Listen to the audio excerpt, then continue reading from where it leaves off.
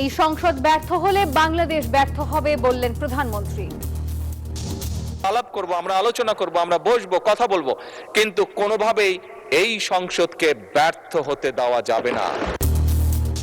প্রথম অধিবেশনের শেষ দিনেও সরগরম আলোচনা। যে ভাই, অতীতকে স্মরণ রাখা ভালো, ইতিহাস শিক্ষা ভালো, কিন্তু ইতিহাসকে নিয়ে পড়ে থাকলে আমরা নিজেরা ইতিহাস তৈরি করতে পারবো না। বিএনপির সংসদ সদস্যদের অনেককে ঋণ খেলাপি হিসাবে আখ্যা দেওয়া হয়েছে। বিএনপির যারা ব্যবসায়ী আছে তারা কেউ ব্যবসা করতে পারে না। কেউ সরকারি ইন্টেলিজেন্স ব্যবহার করে হোটেলে ডেকে নিয়ে এসে করেছে, আর কেউ সরাসরি নারাই তাকবীর আল্লাহু আকবার বলে নেমেছে। তৃতীয় দফায় 11 দলীয় ঐক্যের 3 মাসের কর্মসূচি ঘোষণা। 7 বিভাগের সমাবেশ, অক্টোবরে মহাসমাবেশ হবে ঢাকায়। বৃষ্টি, পাহাড়ি ঢলে বিপর্যস্ত হাওড় অঞ্চল, পানিতে ডুবে মাঠে পচে নষ্ট হচ্ছে পাকা ধান। ঋণ পরিশোধ নিয়ে শঙ্কায় কৃষক। সাবেক 2 মন্ত্রী কামরুল মেননের বিচার শুরুর আদেশ ট্রাইব্যুনালের। ভুয়া চিকিৎসার নথি দেয়ায় ব্যাখ্যা তলব। যথাযোগ্য ধর্মীয় মর্যাদায় দেশ জুড়ে শুভ বুদ্ধ পূর্ণিমার নানান আয়োজন। দেশ ও জাতির মঙ্গল কামনায় বিশেষ প্রার্থনা। যুক্তরাষ্ট্র হত্যাকাণ্ডের শিকার শিক্ষার্থী লিমনের প্রথম নামাজে জানাজা আজ। মরদেহ ঢাকায় আনা হবে সোমবার। এবং অ্যাডহক কমিটিতে থেকেই বিসিবি নির্বাচন করবেন তামিম। রবিবার বোর্ড সভায় চূড়ান্ত হবে ভোটের দিনক্ষণ। স্বাগত নিউজ 24 সংবাদে। পুরো সংবাদে আপনাদের সাথে আছি আমরা দুজন, আমি সোহাগ বক্স এবং সাথে আছি আমি নাফিসা হক। দেখছিলেন সুপার বোর্ড সংবাদ শিরোনামগুলো। এবার বিস্তারিত। এই সংসদ ব্যর্থ হলে বাংলাদেশ ব্যর্থ হবে বলে জানিয়েছেন প্রধানমন্ত্রী তারেক রহমান। স্নাতক ও ডিগ্রি পর্যন্ত শিক্ষা ব্যবস্থা ফ্রি করার সিদ্ধান্ত নিয়েছে সরকার এবং ভালো ফলাফল করলে উপবৃত্তির ব্যবস্থাও করা হবে। জাতীয় সংসদের প্রথম অধিবেশনের সমাপনী বক্তব্যে প্রধানমন্ত্রী এসব কথা বলেন। কৃষকদের দুর্দশা দূর করতে কৃষক কার্ড কৃষকদের কাছে ধীরে ধীরে পৌঁছানো হবে বলেও জানান সরকার প্রধান। আর এ জাতির ভাগ্য পরিবর্তনে সরকার বদ্ধপরিকর, তাই সবাইকে ঐক্যবদ্ধভাবে কাজ করার আহ্বান জানিয়েছেন তিনি। দীর্ঘ 1 মাস 25 দিনের আলোচনা, বিতর্ক আর গুরুত্বপূর্ণ সব সিদ্ধান্তের মধ্য দিয়ে শেষ হলো ত্রয়োদশ জাতীয় সংসদের প্রথম অধিবেশন। শেষ দিনে রাষ্ট্রপতির আনীত ধন্যবাদ প্রস্তাবের উপর আলোচনা ও সমাপনী বক্তব্য রাখেন প্রধানমন্ত্রী তারেক রহমান। মাননীয় স্পিকার, আমি আবারও দেশ ও জনগণের স্বার্থে কাজ করার প্রতিশ্রুতি দেন প্রধানমন্ত্রী তারেক রহমান। এই সংসদ ব্যর্থ হলে বাংলাদেশ ব্যর্থ হবে বলেও মন্তব্য করেন তিনি। আমরা উভয় পক্ষ আসুন, কেউ কাউকে ব্যর্থ করতে চাইব না, কারণ আপনি এবং আমি, আপনারা এবং আমরা মিলেই কিন্তু পূর্ণ সংসদ। কৃষকদের দুর্দশা দূর করতে কৃষক কার্ড ধীরে ধীরে কৃষকদের কাছে পৌঁছানো হবে এবং দেশ ও জনগণের ভাগ্য পরিবর্তনের লক্ষ্যে কাজ করবে এই সরকার বলে জানান প্রধানমন্ত্রী। কৃষকদের এই সমস্যা থেকে বের করে আনার জন্যই আমরা আমাদের ম্যানিফেস্টোতে কৃষক কার্ড রেখেছিলাম। মাননীয় স্পিকার, প্রধানমন্ত্রী আরো বলেন, স্নাতক ও ডিগ্রি পর্যন্ত শিক্ষা ব্যবস্থা ফ্রি করার সিদ্ধান্ত নিয়েছে সরকার এবং ভালো ফলাফল করলে উপবৃত্তিরও ব্যবস্থা করা হবে। আমরা মেয়েদের স্নাতক বা ডিগ্রি পর্যন্ত আমরা শিক্ষা ব্যবস্থা ফ্রি করব এবং যারা ভালো রেজাল্ট করবে, যে সকল মেয়েরা ভালো রেজাল্ট করবে তাদেরকে আমরা উপবৃত্তির ব্যবস্থা করব ইনশাআল্লাহ। মানুষ রাজনৈতিক তর্ক চায় না, চায় তাদের সমস্যার সমাধান। তাই পরবর্তী সংসদে জনগণের সমস্যা নিয়ে আরো আলোচনা অব্যাহত থাকবে বলেও জানান প্রধানমন্ত্রী তারেক রহমান। বাংলাদেশের মানুষ যত না রাজনৈতিক ডিবেট চায়, যত না রাজনৈতিক বিভিন্ন বক্তব্য চায়, তার থেকে তারা তাদের সমস্যার সমাধান চায়। সংসদে মোট 94টি বিল ও 2টি বিশেষ কমিটি গঠন হয়েছে বলে জানিয়ে সকলকে ধন্যবাদ জানান স্পিকার হাফিজ উদ্দিন। আমি দৃঢ়ভাবে বিশ্বাস করি ত্রয়োদশ জাতীয় সংসদ এইসব লক্ষ্য অর্জনে বাস্তব এবং কার্যকর ভূমিকা রাখবে। সংসদে করব কাজ গর্ব দেশ, সবার আগে বাংলাদেশ, এই প্রত্যাশায় ঐক্যবদ্ধভাবে কাজ করে যাওয়ার প্রত্যাশা ব্যক্ত করেছেন সরকার প্রধান। আমরা যে কোনো একজন ব্যর্থ হলেই বাংলাদেশ ব্যর্থ হয়ে যাবে। প্রমা চৌধুরী, নিউজ 24, ঢাকা। দীর্ঘ 25 দিনের আলোচনা, বিতর্ক আর গুরুত্বপূর্ণ সব সিদ্ধান্তের মধ্য দিয়ে শেষ হলো ত্রয়োদশ জাতীয় সংসদের প্রথম অধিবেশন। শেষ দিনেও জুলাই সনদ সহ বিভিন্ন ইস্যুতে সংসদ ছিল সরগরম। পুঁজিবাজার ও বীমা খাতে শৃঙ্খলা ফেরাতে পাশ হয়েছে দুটি গুরুত্বপূর্ণ সংশোধনী বিল। বিরোধীদের তোপের মুখেও এদিন মন্ত্রীদের কণ্ঠে ছিল আগামীর পরিকল্পনা ও সংস্কারের ফিরিস্তি। ত্রয়োদশ জাতীয় সংসদের প্রথম অধিবেশনের শেষ দিনেও বেশ কয়েকটি বিষয়ে উত্তপ্ত সংসদ। জুলাই সনদ ইস্যুতে পাল্টাপাল্টি বক্তব্য দেন সরকার ও বিরোধী দলীয় সদস্যরা। বিরোধী দলীয় চিফ হুইপ বলেন, কষ্টে অর্জিত জুলাই সনদে নোট অফ ডিসেন্ট দিয়ে কলুষিত করা হয়েছে। একই ইস্যুতে স্বরাষ্ট্রমন্ত্রী বলেন, অন্তর্বর্তী সরকারের সময় সংস্কারের বাহানায় নির্বাচন না হওয়ার আশঙ্কা তৈরি হওয়ায় সবকিছুতে আপোষ করা হয়েছে। আর মির্জা ফখরুল বলেন, বিএনপি সংস্কারের দল। জুলাই জাতীয় সনদ, জুলাই গণ অভ্যুত্থানের পরবর্তীতে এত কষ্টের যে ফসলটাকে, সেইটাকে মাননীয় স্পিকার নোট অফ ডিসেন্ট দিয়ে সেটাকে কলুষিত করে ফেলা হয়েছে। মানে স্পিকার, বিএনপি জুলাই সনদ থেকে সরে যায় নাই, বিএনপি জুলাই সনদকে আঁকড়ে ধরেছে। দেখেন কত বড় বই, এইখানে যারা দস্তখত করেছে এটা হাতে লেখা অরিজিনাল বুক। এর মধ্যে 30টা পার্টির মধ্যে 4টা পার্টি সই করে নাই, 26টা পার্টি সই করেছে। আমাদেরকে সংস্কার বিরোধী বলে চিহ্নিত করবার চেষ্টা করেন। পোস্টার নিয়ে এসেছেন অনেকে, এখানে এই পার্লামেন্টে বলেছেন যে আমরা সংস্কার চাই না। সংস্কার জনক তো আমরাই। সরকারি দলের সমালোচনা করে বিরোধী দলীয় উপনেতা বলেন, আওয়ামী লীগের ভাষায় কথা বলছে বিএনপি। আর বিরোধী দলীয় নেতা বলেন, সংবিধানের বিরুদ্ধে বিদ্রোহ করবেন না তারা, তবে সংস্কারের দাবি জানিয়ে যাবেন। আওয়ামী লীগ যখন ক্ষমতায় ছিল, আমরা বিরোধী দলে ছিলাম, তখন আওয়ামী লীগ যে ভাষায়, যে ভঙ্গিতে, যে স্পিরিটে জামাত যে বিষয়ে জামাতের বিরুদ্ধে বলতো এবং কন্ডেম করতো, ঠিক আজকে সরকারি দলের ওই সাইড থেকে একই ধরনের আচরণ আমরা লক্ষ্য করছি। আমি শুধু এতটুকু বলবো যে ভাই, অতীতকে স্মরণ রাখা ভালো, ইতিহাস শিক্ষা ভালো, কিন্তু ইতিহাসকে নিয়ে পড়ে থাকলে আমরা নিজেরা ইতিহাস তৈরি করতে পারবো না। এদিন পাশ হয় সিকিউরিটিজ অ্যান্ড এক্সচেঞ্জ কমিশন এবং বীমা উন্নয়ন ও নিয়ন্ত্রণ কর্তৃপক্ষ সংশোধন বিল। যদিও বিল দুটো পাশের বিরোধিতা করে বিরোধী দল। যেভাবে বাংলাদেশ ব্যাংকে একটা নিয়োগ হয়েছে, সেভাবে যদি কোনো বিশেষ ব্যক্তিদেরকে মাথায় রেখে এই আইনে বয়সের যে বাধ্যবাধকতা ছিল সেটাকে যদি উঠিয়ে দেওয়া হয়, তাহলে মাননীয় মন্ত্রী যেমন দক্ষ এবং যোগ্য লোকের কথা বলেছেন, সেই জায়গাটাতে কিন্তু একটা কন্ট্রাডিকশন তৈরি করবে।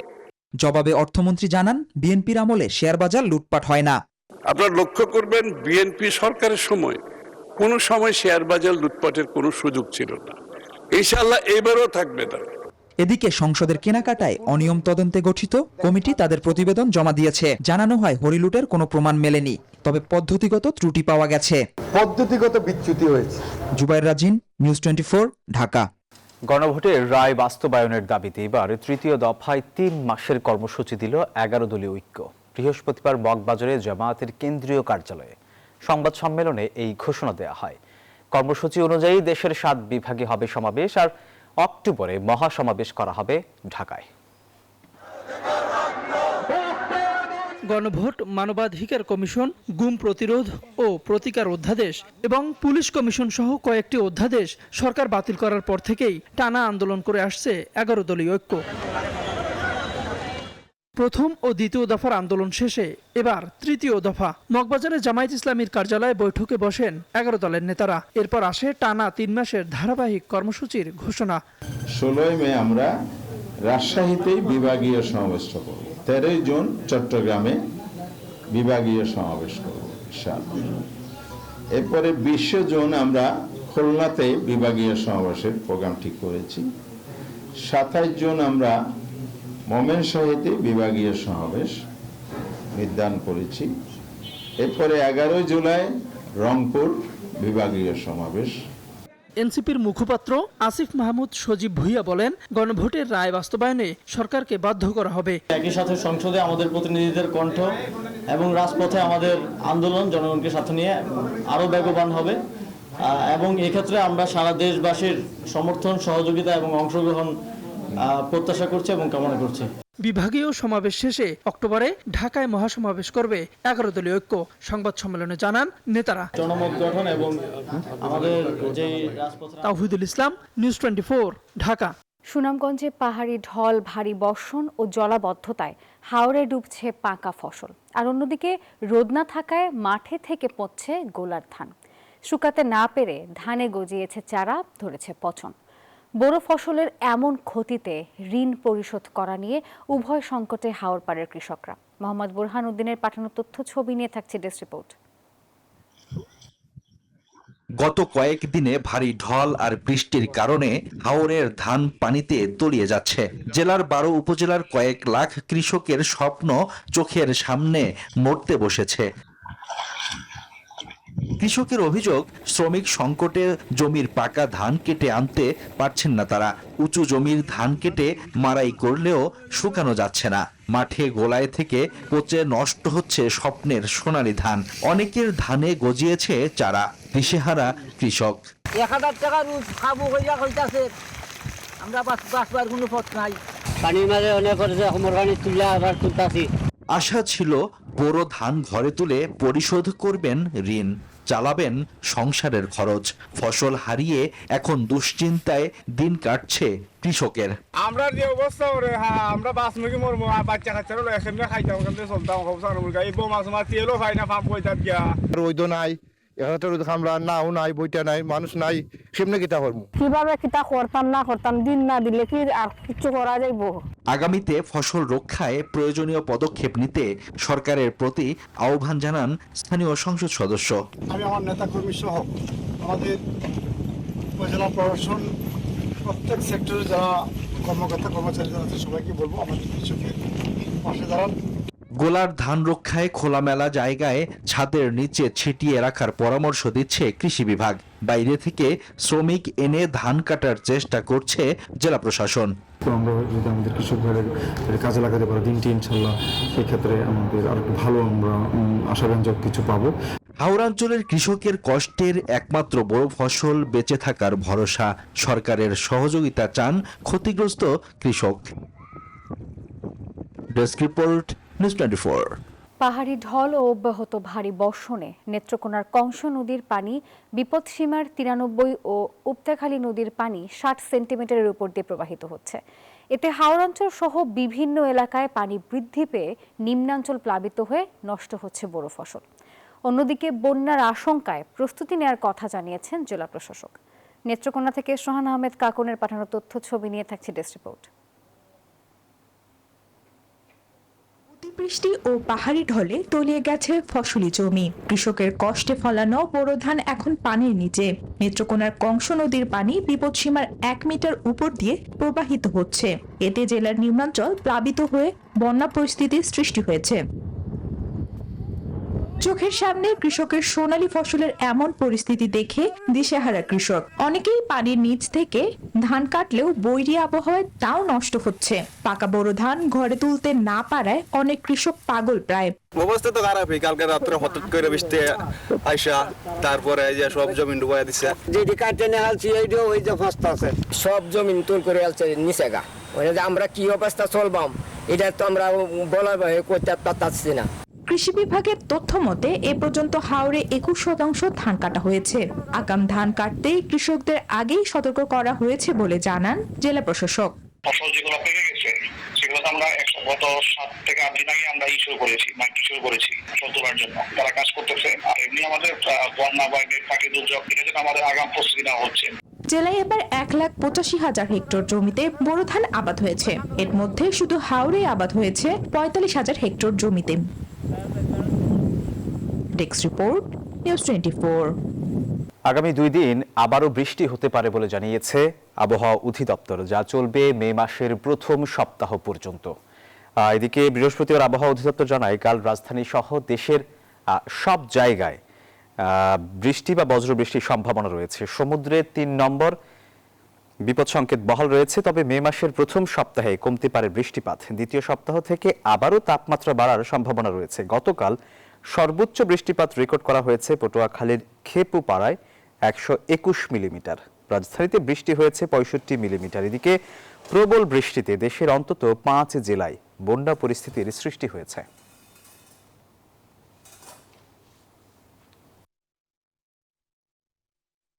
আগামীকাল পরশু বৃষ্টি হবে, তবে আগের তুলনায় বৃষ্টি একটু কম হবে। সাগরে 3 নম্বর স্থানীয় সতর্কতা দেখে যেতে বলা হয়েছে। সাগর কিছুটা উত্তাল রয়েছে। মের ফার্স্ট উইক থেকে বৃষ্টি চলে যাবে, সেক্ষেত্রে আবার তাপমাত্রা আপনার বাড়া শুরু হবে, বা আমাদের বিভিন্ন অ্যানালাইসিস দেখা যাচ্ছে মের সেকেন্ড উইক থেকে তাপমাত্রা 39-36 উপরে যাবে। সেক্ষেত্রে হয়তো আবার তাপপ্রবাহ চলে আসবে। অসুস্থতা ও চিকিৎসা সংক্রান্ত ভুয়া কাগজপত্র দেয় সাবেক মন্ত্রী কামরুল ইসলামের কাছে ব্যাখ্যা চেয়েছেন ট্রাইব্যুনাল।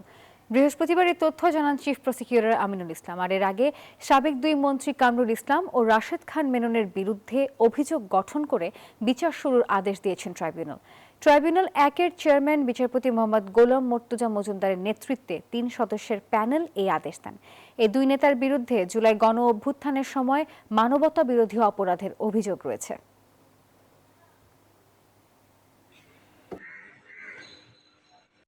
একটা কেস সামারি বলে এরকম একটা তারা রিপোর্ট, এটা দেখে আমার একটা সন্দেহ হলো যে এই কেস সামারিটা 15/2/26 তারিখে কি করে ট্রাইব্যুনালে আসলো বা কি করে আসামিদের হাতে আসবে। কারণ উনি গত 18/11/2024 সাল থেকে হাজতে আছে।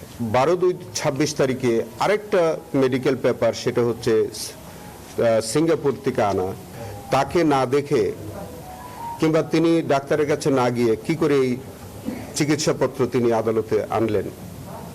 এই 2টি কাগজ আমার কাছে মনে হয়েছে যে এটা সামহাও তারা প্রকিউর করেছে। বুদ্ধ পূর্ণিমা সামনে রেখে ধর্মীয় মর্যাদা ও ভাব গাম্ভীর্যের মধ্য দিয়ে জাতীয় সম্মিলিত শান্তি শোভাযাত্রা ও সম্প্রীতি উৎসব পালন করছে বৌদ্ধ সম্প্রদায়ের বিভিন্ন সংগঠন। বৃহস্পতিবার সচিবালয়ে মন্ত্রী পরিষদ বিভাগের জনপ্রশাসন সভাকক্ষে বৌদ্ধ সম্প্রদায়ের নেতাদের সাথে শুভেচ্ছা বিনিময় করেন প্রধানমন্ত্রী তারেক রহমান। এ সময় বুদ্ধ পূর্ণিমা উপলক্ষে বাংলাদেশ সহ বিশ্বের সব বৌদ্ধ ধর্মাবলম্বীকে শুভেচ্ছা জানিয়েছেন প্রধানমন্ত্রী। বৌদ্ধের চিরন্তন বাণী জগৎ সংসারকে আলোকিত করবে, এমনটাই প্রত্যাশা করেন জাতীয় সম্মিলিত শান্তি শোভাযাত্রায়। যুদ্ধ নয় শান্তি চাই, হিংসা নয় মৈত্রী চাই।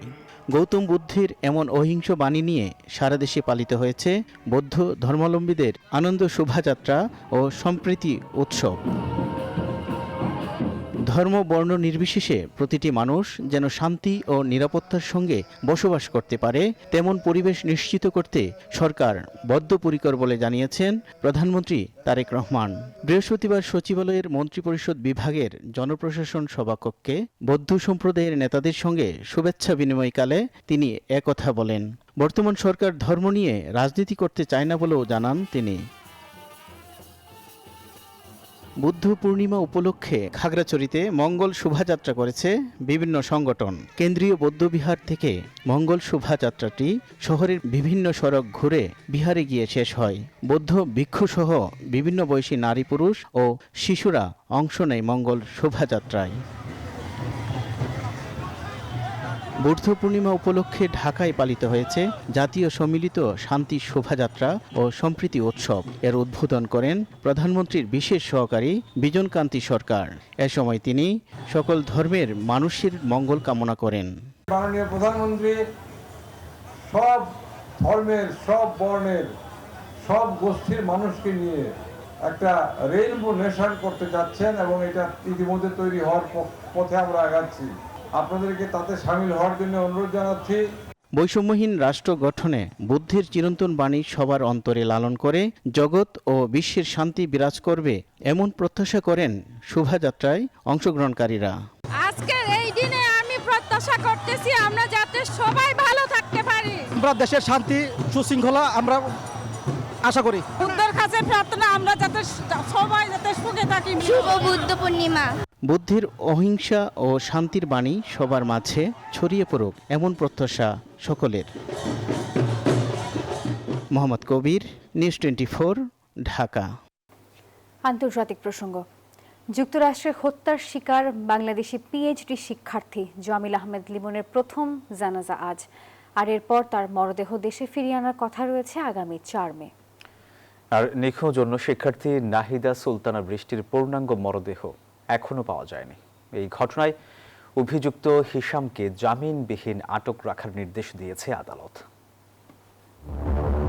যুক্তরাষ্ট্রের ফ্লোরিডায় পিএইচডি করতে গিয়ে হত্যাকাণ্ডের শিকার হন বাংলাদেশি দুই শিক্ষার্থী জামিল আহমেদ লিমন, নাহিরা বৃষ্টি। মৃত্যুর ৮ দিন পর উদ্ধার করা হয় লিমনের খণ্ডিত মৃতদেহ, তবে বৃষ্টির দেহ এখনও উদ্ধার করা যায়নি। যুক্তরাষ্ট্রের ইসলামিক সোসাইটি অফ টম্পা বেতে লিমনের প্রথম জানাজা অনুষ্ঠিত হবার কথা রয়েছে। বাংলাদেশ দূতাবাস জানায়, এমিরেট এয়ারলাইন্সের একটি ফ্লাইটে মরদেহ ২ মে অরল্যান্ডো থেকে রওনা হবে। ঢাকায় পৌঁছানোর কথা রয়েছে ৪ মে।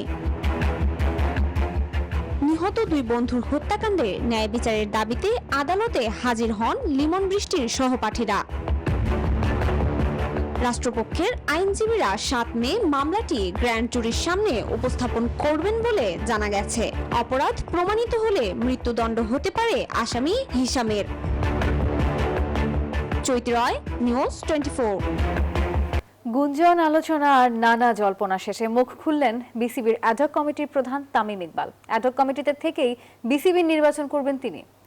পরিষ্কার জানান, লড়াইটা চালিয়ে যেতে চান নিয়ম মেনেই। রবিবার বোর্ড সভায় চূড়ান্ত হবে ভোটের দিনক্ষণ, তবে শুধু নির্বাচন নয়, দেশের ক্রিকেট কাঠামো নিয়েও বড় পরিবর্তনের ইঙ্গিত দিয়েছেন এই সাবেক অধিনায়ক।